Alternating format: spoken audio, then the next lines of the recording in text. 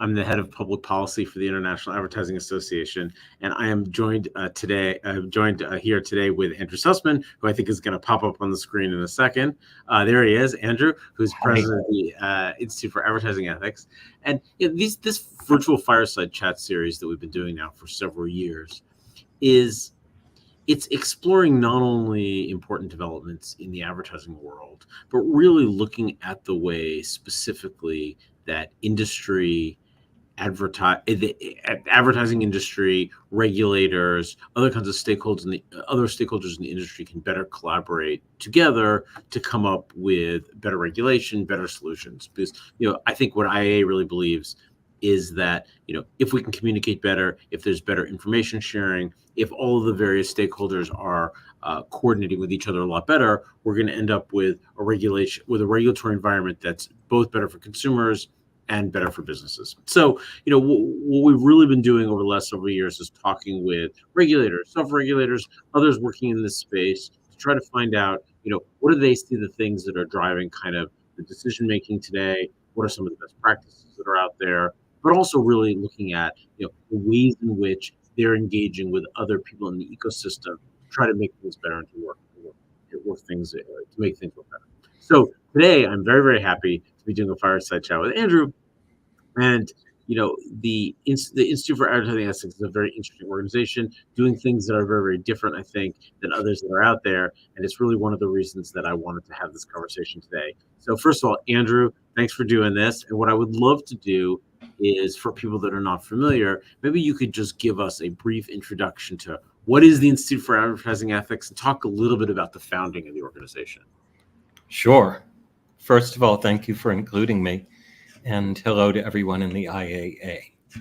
So the Institute for Advertising Ethics is a 501c3 educational foundation whose goal is to promote awareness of and to educate around the issues of advertising ethics to advertising professionals. This is distinct, of course, from a 501c6 trade association whose objective is to advance commercial objectives. We have three constituencies. If you were to look at our advisory council as an example, three constituencies that we serve. The first are what we would consider an industry exemplars, people such as Procter & Gamble, MasterCard, and Microsoft. But we do not serve all of industry. We're trying to serve a point of view about a more responsible industry, raising the bar. The third are former FTC ad regulators. My co-founder, Wally Snyder, was one of those FTC ad regulators, and we have other former FTC ad regulators associated. And the third is civil society, consumer advocates. And in any situation, that's how we approach the problem. Our first product, so to speak, is a certification, the Certified Ethical Advertising Executive. And of course, we've worked with you, Jeffrey, in a second product that we've provided to the marketplace on greenwash prevention called the Green Shield. But talk a little bit about talk about the founding. What led you to create IAE? The original story of how this got going was there was actually a period where the Association of National Advertisers and the American Association of Advertising Agencies were refusing to talk and hadn't talked to each other or been in the room for over a year. And we had a kind of forum at the United Nations of trade associations, advertisers, et cetera, on the issue of trust and transparency. We brought them and many other people together. Wally Snyder, we invited to that forum. He participated. And out of that, we combined his background and core of principles from the Institute for Advertising Ethics, which were about consumer protection, and combined them with the Trust and Transparency Forum, which were about industry protection, into one. I incorporated a 501c3 educational foundation, which was the basis of our legal status, which differentiates the purpose to be education versus purely trade protection. But what was this? I mean, you were really looking at something different here, which is the ethical approach to advertising. And obviously, you could just talk about the legal approach to advertising and follow the law and all that, and there's principles about that, and then there's even self-regulatory, advertising self-regulation, which has its own sort of mission, which is closely aligned with consumer regulators. But what did you see the ethical? How did you see the ethical, and how do you see the ethical approach to thinking about advertising as different from just complying with the law? Like, what's the difference there? What's the thing that you've identified that needs focus that other institutions or other laws or other best practices were not focused on? Well, ethics rises above the law. Of course, it includes the law, but it goes farther. There are two things called the ethics of compliance and the ethics of achievement. The ethics of compliance are about doing the minimum necessary to have the broadest possible swath of behavior, and to comply with the law, of course. The ethics of achievement are about building trust in the marketplace, which has dividends in terms of attracting employees that want to work for the most trusted companies, dividends for customers who want people working on their accounts who understand ethical risks. So this is about raising the bar and bringing up the front versus protecting the rear. And so when you started IAA, you created these 9 principles that were sort of the basis of kind of what IA stood for and kind of what the mission was. And some of them are really focused on that you can't be an ethical advertiser unless you comply with the law, unless you protect people's privacy and things like that. But there seemed to me to be kind of 2 principles in particular that seemed to be really focused on going beyond what the law requires. One was sort of the first principle, which was sort of the objective not only of truth, but of high ethical standards in serving the public. And then the 5th principle, which is about treating consumers fairly. I think it was particularly focused on the audience to whom it's directed, whether kids or something like that. But it seemed like both of those were looking at it from a different perspective, which is this idea of complying with the law may be enough, but that advertisers or responsible advertisers should do more. At the time, as you were creating these principles, or as you think about them now, do you have examples of the kinds of things that advertisers should do that are ethical things versus just merely legal things? Like, what are the ways in which, as people start to create a framework of being a more ethical advertiser, what are the kinds of things should they be doing that are different? I think one of the clearest and most obvious ones to everyone is that disclosure should be easily understood. I'm sure that everyone in the last week watching this has agreed to things that they haven't read, simply to get information. So that is compliant with the law, but it is certainly not doing a solid to a consumer about trying to explain what the situation is, or having a consumer have a right to know. The other might be situations such as Amazon's cancellation process, which they referred to jokingly internally as an odyssey, an attempted odyssey for consumers to cancel. Was it the Odyssey or the Iliad? It might have I'm been not the sure Iliad. if it may have been the Iliad flow. Yeah. Thank you. Yeah. But yes, that shows a certain mockery of the consumer that is legal. Those would be 2 examples that everyone is familiar with, and there are many more. It is perhaps an original mockery of the consumer, that psychological testing originally had rules around it, which included the consent of people participating in psychological testing. However, Facebook very early started to do mass psychological testing without giving people any awareness of that. That was another incident that kind of kicked a lot off too. Yeah, well, I think that the case involving Amazon Prime, right? Of course, the FTC would take the position that what they're doing is not legal, right? But the way I sort of think about it a little bit is that the FTC is, over the last several years, has been doing this kind of rethinking, kind of rejiggering of the whole way that they think about consumer protection. And I think that it gets to maybe sort of what you're talking about, which is it's not necessarily technical compliance, but it's, you know, is the practice is the practice unfair to consumers? I mean, maybe it's illegal because it fits within the FTC's unfairness standard, but I mean, it feels like that the FTC is trying to frame the whole idea of dark patterns, right? This notion that you're being coercive to consumers in a way that feels a little bit different. Like it's treating them in a way that you shouldn't be treating them, because they're not articulating these cases as merely just cases about you were deceived, or they caused you substantial harm, but it really is about this sort of kind of unfair coercion or being placed in an environment that's not fair to you. And this seems to really be going where you're coming from on some of these issues. Yes, there's a phrase by, to credit him, Scott David at University of Washington Information Risk Institute, that says ethics are the seed crystals of future legal regimes.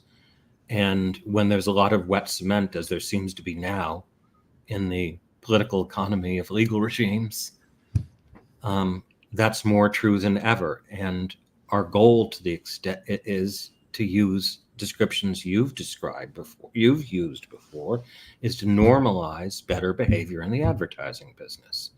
Well, please go. To normalize that better behavior. And the only other thing that I would say to you is what we've discussed before. Normalizing better behavior in the advertising business will have a larger effect than mere guidelines. When I was a practitioner in the marketing industry and did content marketing, and we were doing it in a way that we felt was respectful, the industry as a whole evolved into something called native advertising. 2/3 of those practicing native advertising had never even heard of the FTC guidelines on native advertising. So the extent that you need to educate this and normalize this and do a cultural change, that's what we're trying to do. That's all. Sorry, Jeffrey. Well, no, but that's a great transition to sort of. So then, how do you normalize this change? How do you engage with it? When you create IAA, when you created the principles, when you said, "Hey, we really need to focus on an approach that's beyond legal compliance, that's more thinking about this from an ethical perspective." What was the way in which you engage the stakeholders? How did you engage the big CPG companies? How did you engage industry in a way that says we need to talk about this? And then how did engaging with them lead you to engage with the regulatory side as well? And where did that all lead? Talk a little bit about the collaboration process. Well, a lot of it began with a small group of people, Procter & Gamble, Mark Pritchard, Wally Snyder, and people that were formerly involved in the original institute.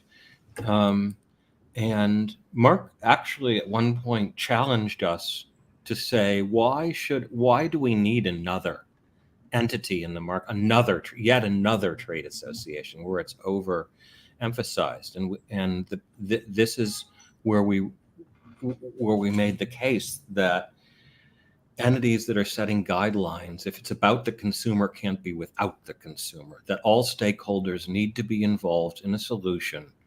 Otherwise, the solutions don't have real currency or solidarity or trust or portability or resiliency, all of the hallmarks of a currency that would last.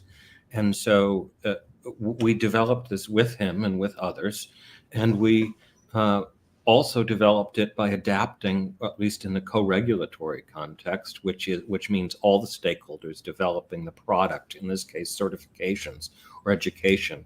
We developed it based on models that existed of co-regulation, the most recent one being FINRA, which was another situation where people in an industry weren't telling the truth to other people in the industry. And now is an organization that is self-regulatory, but does report to the government, the SEC, and does involve certification and education after the subprime crisis. So those are some of the similarities. That's how this got started. And of course, anyone on our advisory council who's a corporation are members of the other trade associations that have their place.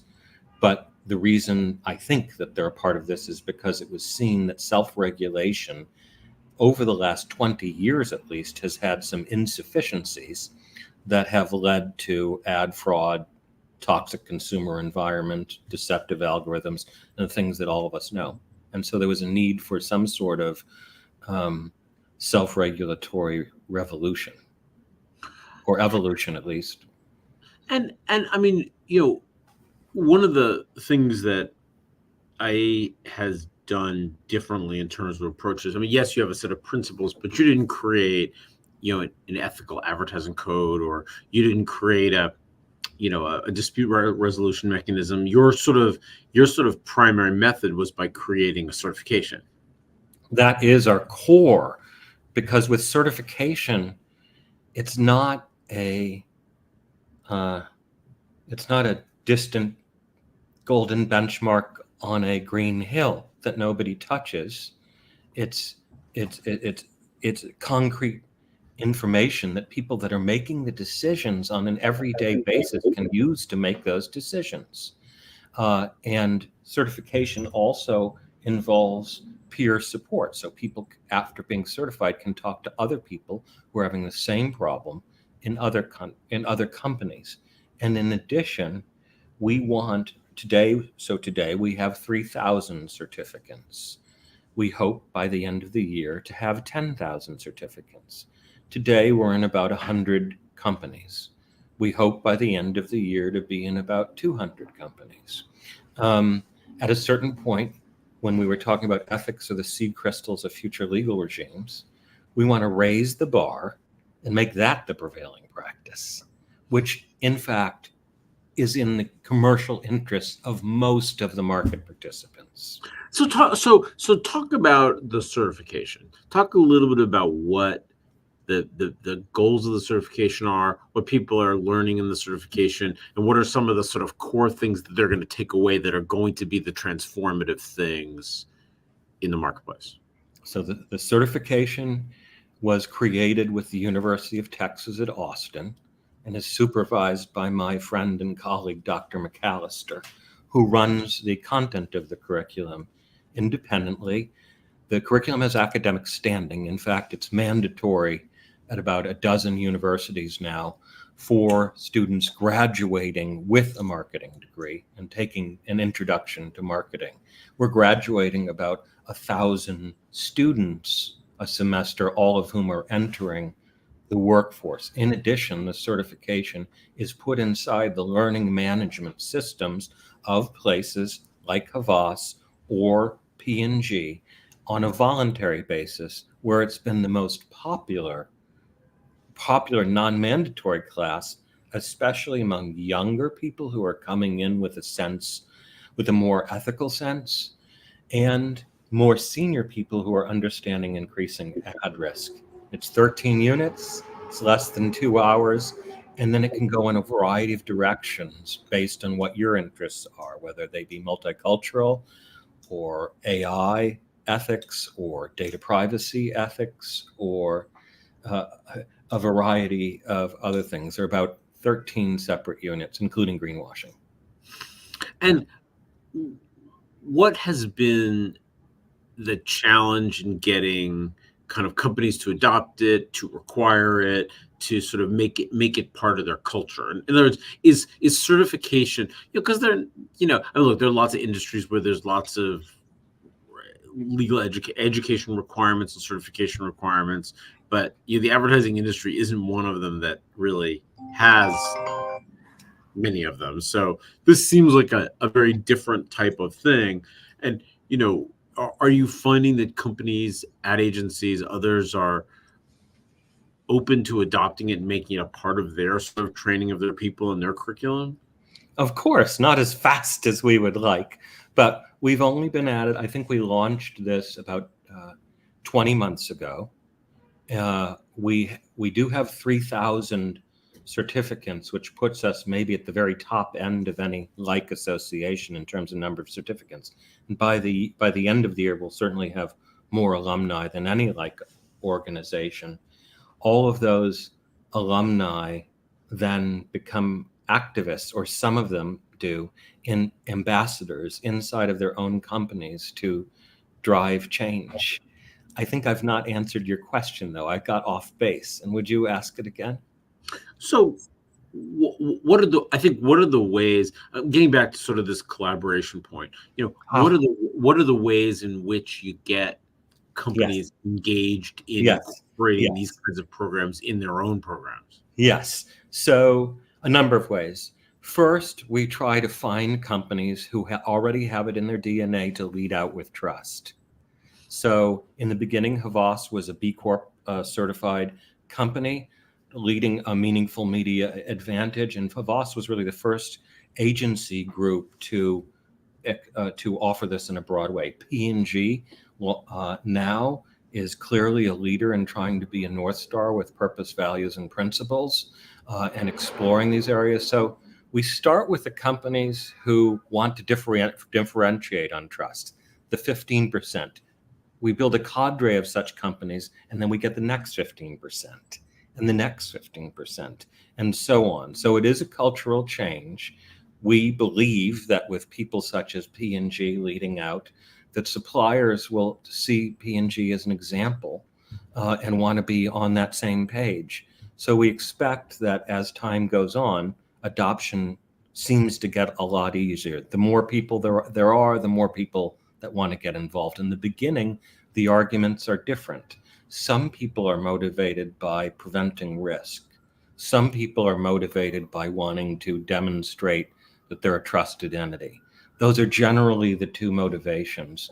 And then when it's individuals, it's people that are just kind of ethically turned on and want to do this for their own reason. And so you got the main certification out there, and then the big news out of IAE was the launch of the greenwashing certification or the green shield certification. Yeah. Talk to us a little bit about what led you to want to create a second certification. Well, the area of greenwashing, according to the World Economic Forum, is the number one and number two risk. That is the environment and misinformation combined into one. So they classify that would be the number one risk in the world is the lies that our industry is participating in regarding the climate. Those lies are also a huge risk to the people participating in that activity and the companies participating in it as well, many of whom are being named as defendants now in cases on this subject.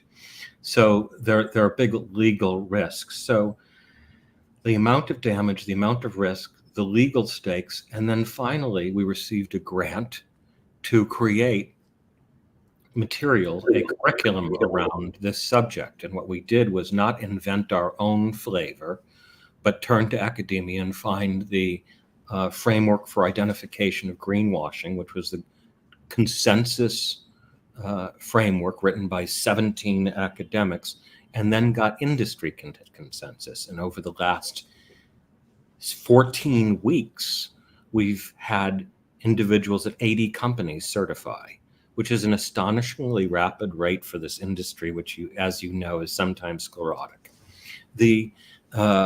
So what that showed is there was a genuine need, there was a vacuum of knowledge, there was a consensus taxonomy, and we could fill that vacuum with something that there was safety in numbers, and that everyone had a role in creating, including yourself, a member of the Climate Consortium, participating with people such as John Osborne, participating with people such as Christine Arena, sometimes who have taken the opposite side of positions, but a negotiated solution that did significantly raise the bar above zero.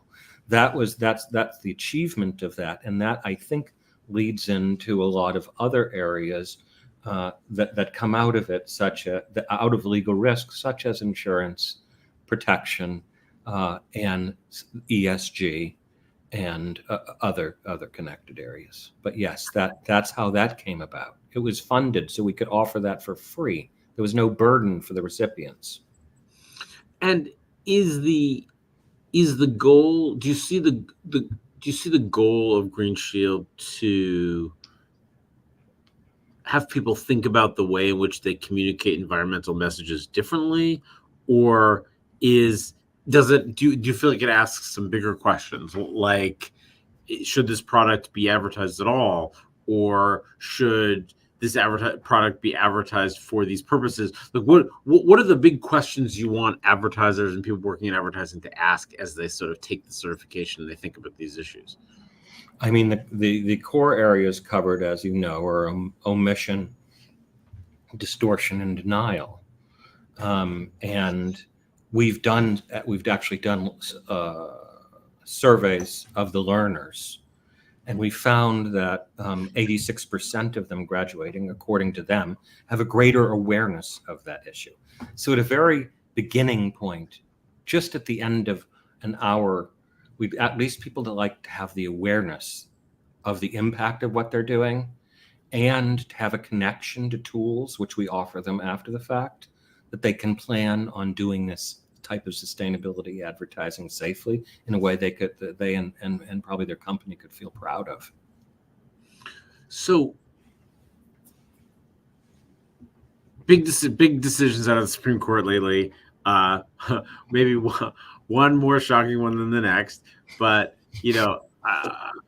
I certainly those of us thinking about self-regulation and what the impact of a Chevron is on the regulatory environment, I think has caused a lot of people to ask questions about whether, if agencies are going to take a step back, is there a void that is going to be left where self-regulation needs to step up? Do you feel like that this is a moment for that, and what do you see as happening here? Right. I won't. As you know, I'm not a lawyer, just an admirer of heroes and hero lawyers and the law. I won't comment whether I think it's positive or negative, just on the realpolitik of post-Chevron deference, which I've been learning about, and I think everybody's learning about, and nobody knows the complete picture yet. But in general, one would think that in the absence of having blunted the power, let's just talk about the FTC, our immediate area, having blunted the power of the FTC, that would open space for self-regulation to fill a place for self-regulation. And yet at the same time, the self-regulation that we've seen in the last 20 years is a broken model, according to the president, Congress, and the FTC. And so there needs to be some sort of revolution in self-regulation. We believe in co-regulation, which is what we executed on with Green Shield, which is what we believe is informed self-regulation. Co-regulation is informed self-regulation by all of the stakeholders, not just by a subset. And why do you feel like what do you see as some of the problems? I mean, you've talked a little bit about it, but what do you see sort of systemically as been some of the problems with self-regulation that need fixing? Well, historically, self-regulation in the media industry was effective. As an example, in print, there were ads about health powders and land in Florida. People got mad. They called Congress, and the major players forced those people, Curtis Publishing included, out of business with Curtis Publishing's help. And that was done. And then radio and television broadcasts had commercial acceptance policies and various other policies in place. Over the last 20 years, those controls, those quality controls, have ceased to exist. And as a result, advertisers are now funding all kinds of things that they'd rather not be funding. There's enormous ad fraud.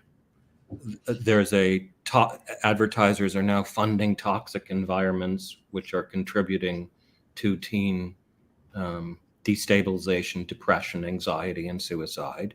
And so certainly the ecology of media versus what it was 20 years ago is out of control. And if that's the product of self-regulation, that's not an acceptable product going forward. And so if you don't even have the FTC at full force, it seems that we need to make a revolution in self-regulation. Co-regulation is something that's proven successful in critical industries such as finance, like we talked about. The nuclear industry is co-regulation, et cetera, et cetera. I just think that the media industry we now see has a outsized, when media is immersive and we spend most of our time inside of it, it has an outsized effect on what's happening, and therefore it needs more attention than it's gotten.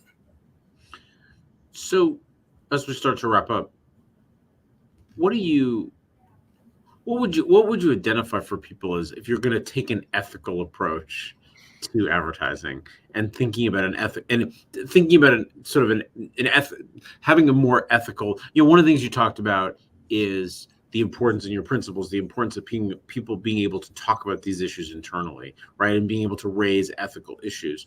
What do you see as the core ethical issues that people need to be talking about as they're sort of developing advertising, as they're working in this sort of advertising industry? What are the sort of the core things that you want people to really be focused on right now?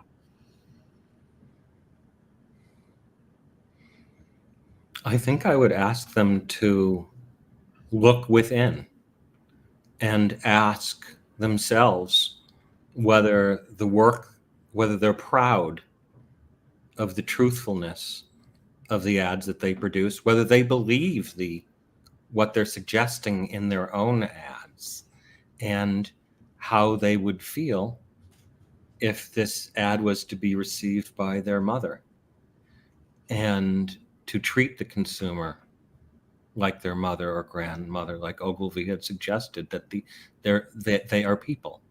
And in fact, to remember that increases in trust pay dividends to business that are enormous. In general, trust dividends include increased speed and decreased cost. Just consider a relationship that you have with somebody. This is what I would ask. Consider a relationship that you have with somebody that's very high trust, and think about how that relationship goes. It's probably fun, funny, fast, and productive. And then think about a relationship which is really low trust. It's probably slow, costly, very taxing, and probably pretty unproductive.